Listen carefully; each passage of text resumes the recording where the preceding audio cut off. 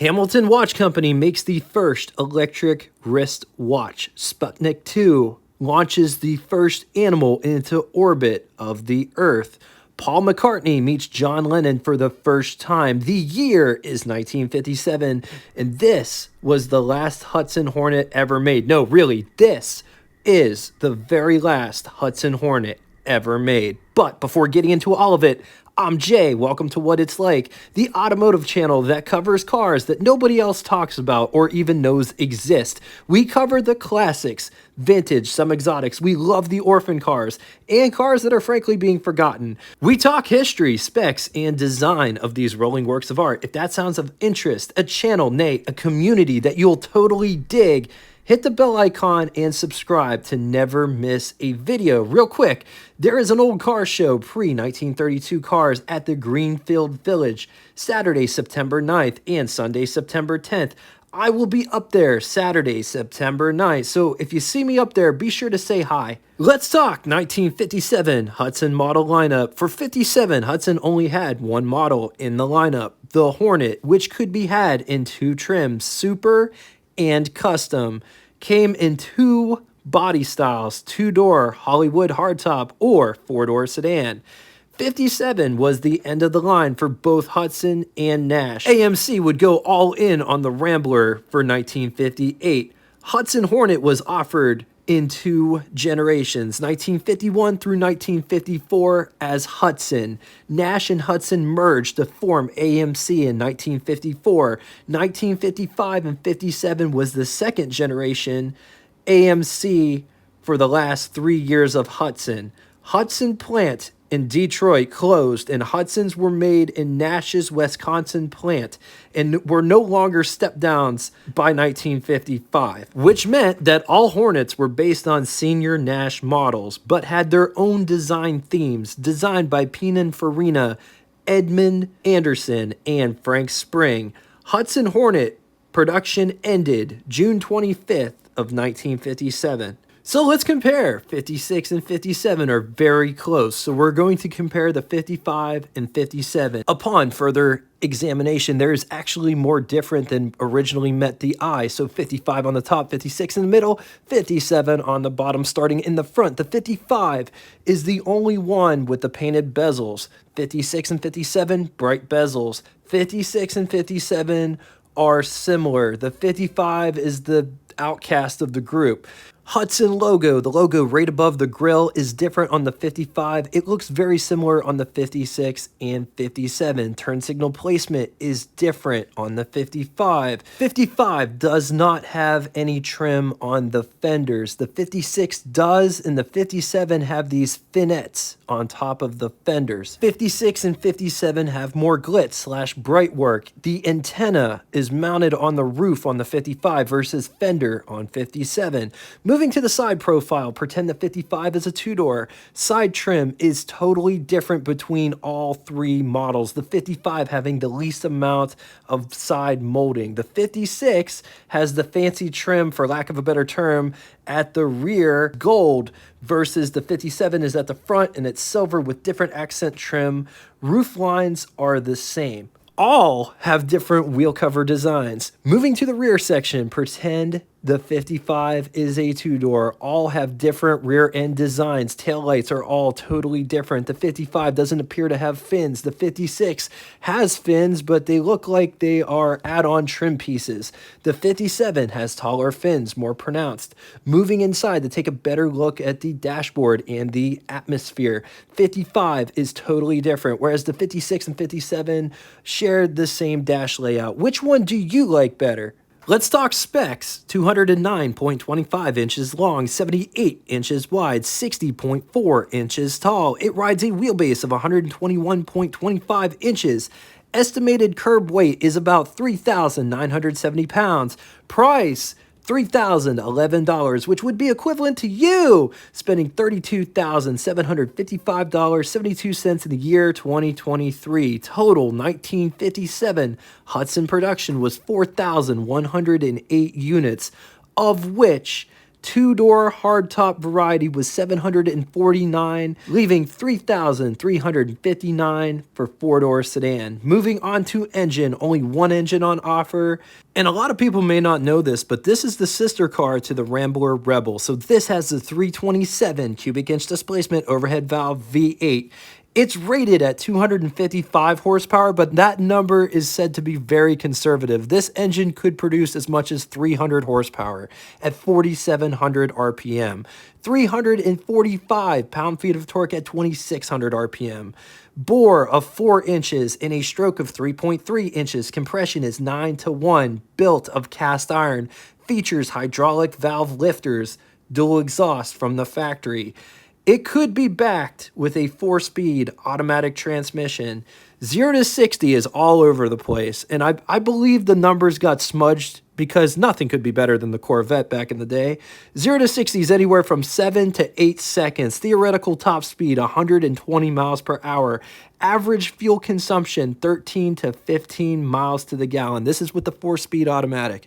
Transmission options: flash-away automatic, jet-away automatic, and 3-speed synchro mesh manual. Front suspension was independent knuckle with ball joint front end, A-arm, trunnions, coil springs. Rear suspension: this car has a torque tube with coil springs. Brakes: triple safe brakes, hydraulic with mechanical reserve, all in the same pedal, and then you have the emergency brake as a separate line. Single master cylinder. Electrical, 12 volt. The frame, unit body, where the body and the chassis are one piece. Let's talk styling. Just look at all of the bright work that is going on in this design. These, as well as these headlight bezels, has like a center spine. Look at all the textured effects in this chrome piece.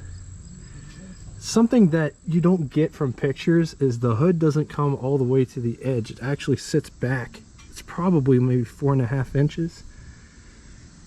Beautiful Hudson there. Take a gander at this hood ornament. Notice the gold underneath it. Hudson badge here. This grille. Turn signals. Just look at all the bright work leading up to it as well. Bumpers with overriders and or bumperettes. Just look at how it's all textured inside there.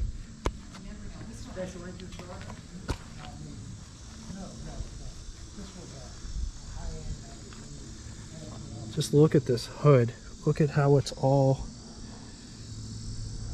kind of sort of raised right there. There's a center line. This car has 2 mirrors, which are mounted on the fenders. Look at these mirrors and how they're designed. Antenna right there. Nice vent. Brings in nice cold air from outside.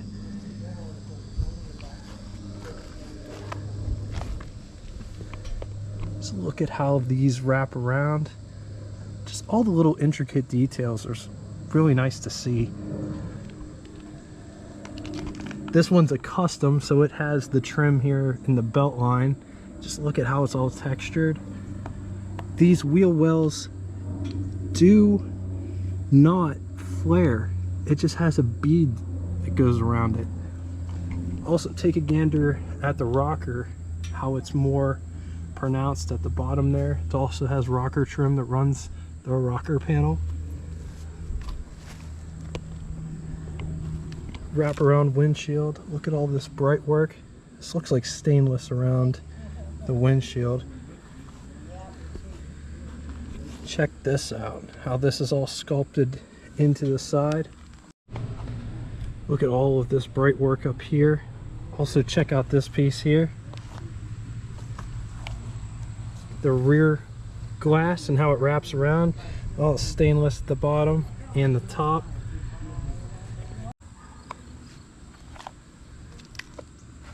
Rear wheel wells are the same.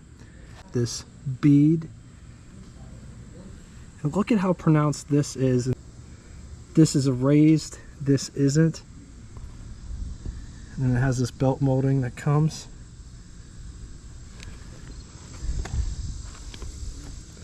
So this line here, look how it comes back around. It's very reminiscent of the early 50s Nashes, the same line.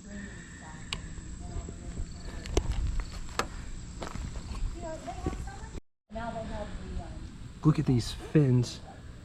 Look at this bright piece on the top of the fin.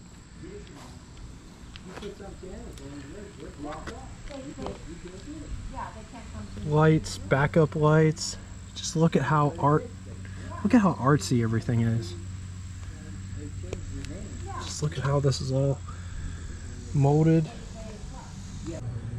So I just want to point out this license plate. This is a 1957 car. He got this license plate specifically like this because they were already in the else. Lights to light up the license plate are inside the bumperettes, which is a super cool feature. He put this light bar here. It's off of a Suburban, but it helps people see that he's trying to stop. Over here, these are turn signals and backup lights, which was a custom only thing. You could get them on the Super, but you had to pay extra for it.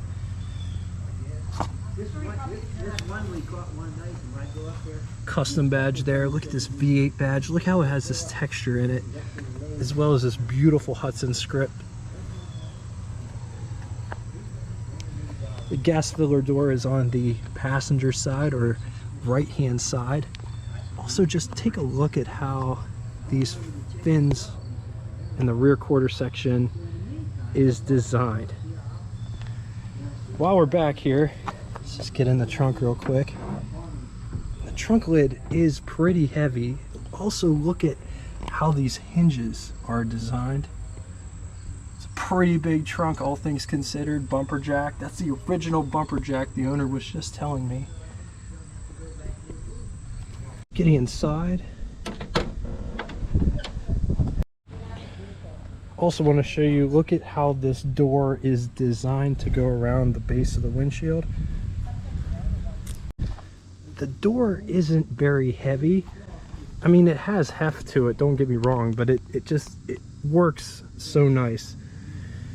Look at this door panel and all of the different colors, 2 colors. I love that it's textured. Armrest, door handle to get out, window crank for the big window. Operates like this. Notice it's all trimmed out. This car has vent windows. Take a look at this interior. Coming down inside the pedal box down here. High beam switch, brake, gas pedal. Before getting inside, just notice that this is not step down, just like all of the Hudsons that came in the first generation.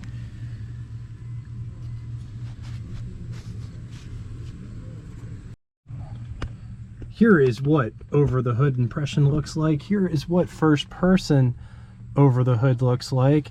Underneath the steering wheel, there's tons of space to put my hand in between my lap and the steering wheel. And the only reason I show that is because sometimes the steering wheels just, you know, they're not adjustable. The seats don't move up or down. So if you don't fit in the car, you don't fit in the car. On to the button switches and knobs, starting in the middle this time with the speedometer, odometer just below it, idiot light for amp meter, coolant temperature, left turn signal indicator, high beam indicator, right turn signal indicator, gasoline gauge, oil light, headlights, weather eye, air conditioning and heat controls, wiper, key, drive modes read, park, neutral, 4D, 3, low, reverse. So check this out. You pull the gear selector back to start the car. More climate control settings for air conditioning and heat, low and high, clock. Up above, there are sun visors, and just check out these sun visors. They're like translucent. So there's a sun visor there, rear view mirror here, as well as sun visor on this side. This car has an ashtray, and that's located right here. It pulls out like that. It's actually got dueling ashtrays. One over here. Handbrake. This car doesn't have a glove box in the traditional way. It's more or less a glove drawer. And this one has a bunch of stuff in it, but it looks like the camera would fit inside there. It's rather deep.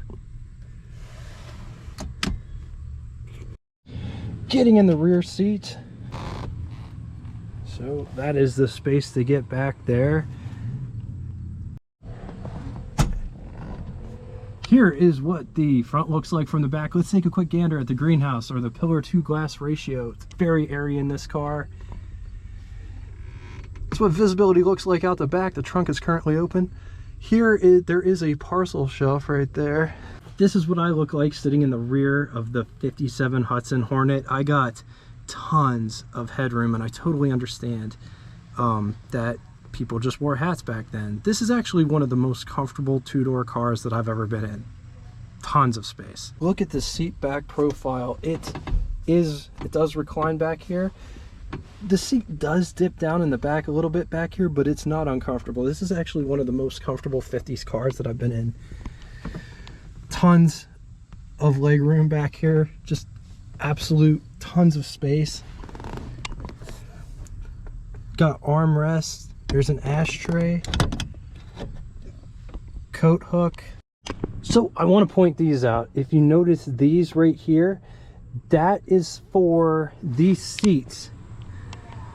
Nash and Hudson did this, and that's another good feature for this car, is these seats can recline all the way down into a bed. I just got to move the seat up a little. So you move the seat up by this handle here, and you push the seat forward, and it's not completely flat because I didn't push it completely up, but as you can see, both sides would fold down, and then you could go camping in this car, literally. Okay, this is part two. I'm getting back here again to show you what the rear view looks like from the back seat. Just look at those fins. This car does have a dome light in the center, and the switch is right here off to the side. And I also wanted to show you, this is impressive because the seat is all the way back in the furthest position that it can be, and there's still a hand's length between my knee and the back of the seat. Yes, this seat isn't pushed all the way back in the recline position like this seat, but I could just slide over here real quick and I still got tons of space. Like I said, this car is the biggest two-door car that I've been in a while.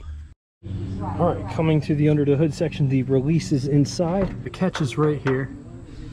But just take a look at this engine. 327 V8. Notice the valve covers. They don't have any bolts holding them on. You just unscrew these and the valve covers come off. Oil filter is in this can. Notice it has an oil bath air cleaner on top. Battery over here. 12-volt system. Radiators right here. Generator.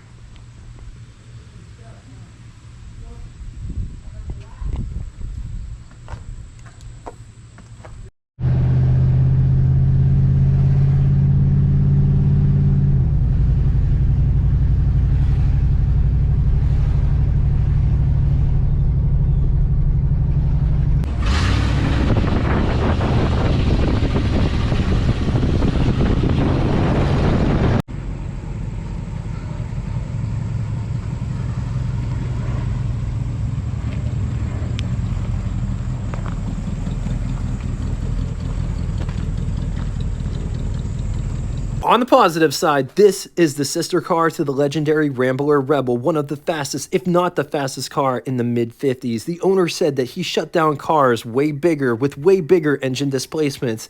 This car will haul some serious ass, and the best part about it is it doesn't look like a fast car. Family car, yes, perfect sleeper. Plus, the seats fold down into two twin beds.